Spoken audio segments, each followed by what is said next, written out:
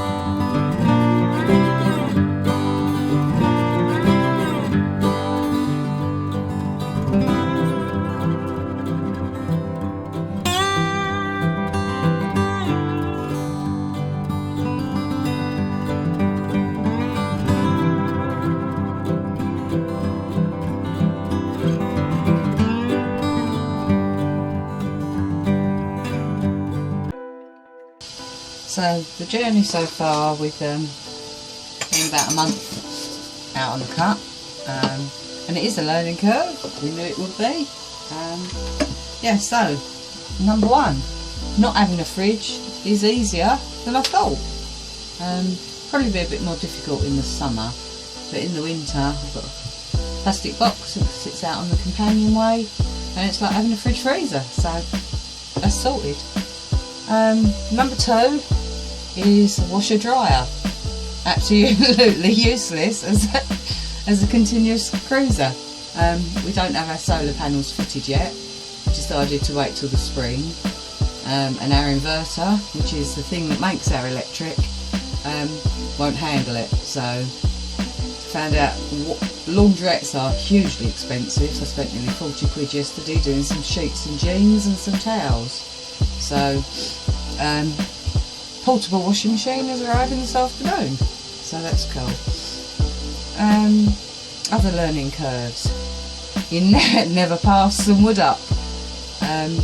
Finding some cut tree trunks on the towpath is like winning the lottery. Another learning curve is using an axe. It's not as easy as I thought it could be. I'm some crazed axe murderer, so that's going to take a bit of practice. Minimising water that you use on board is really quite important. You learn to not run the tap while you're brushing your teeth and use minimal water for your shower and your washing up. And that's not a problem. We've got a big tank. There's regular water points along the cut, so we haven't had a problem with water so far. Learning curve point. Don't trust Elsan. Now this is the glamorous part of boating, emptying your toilet. So on the map all along the cut there are marked Elsan points, which is like a huge toilet that you can empty it. It's nowhere near as gross as I expected, or you might think. However, sometimes you get there and they're out of use, and the nearer we get to London we find there are less and less.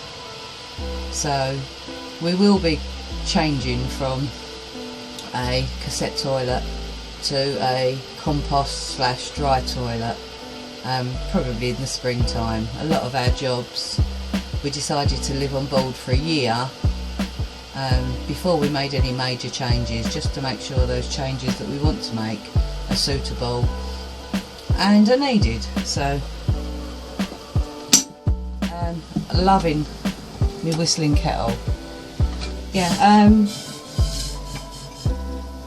getting rid of your waste along the canal. There are waste points all along with the water and the Elsan points. But we are finding the nearer we're getting to London, there's no facility to recycle. So everything just goes into a bin. There's no recycling plastics or papers, which is a bit disappointed. Next point is I'm not as young as I thought I was. Well, my body doesn't seem to know. There's no problem doing the physical stuff. However, when I sit down at the end of the evening in front of the fire, cuddled up with Ian, my back and my joints know I've been working hard all day. It is getting easier, so I think my body is getting used to it now. So let's just hope so. Just finding at the moment a well-placed hot water bottle on my back or my shoulders is doing the trick. And the final point I can think about at the moment, keeping a smaller space, a tiny space, tidy is not much easier than keeping a big house tidy. If you know Ian and me, you know neither of us are minimalists, and neither of us are particularly tidy, as you can see behind me. My kitchen is just rammed full of all the stuff I want. No, actually all the stuff I need. Most of the stuff I wanted I'd sold and left behind before we moved out, but there are a few bits that I will be getting rid of soon because I'm just not using them. Going back to saying that we weren't going to make any major changes, we haven't put any storage in so far. So we have boxes piled high everywhere and we just have to move them around but we're getting to grips with what we need and what storage we need, and so we can start to look at storage soon, probably after Christmas, and get ourselves a bit more organised. So a month in, they're our learning points at the moment. I hope you've enjoyed the video, and we're not far from London, so if you're friends and family, we should see you within a week. So ta-ta for now.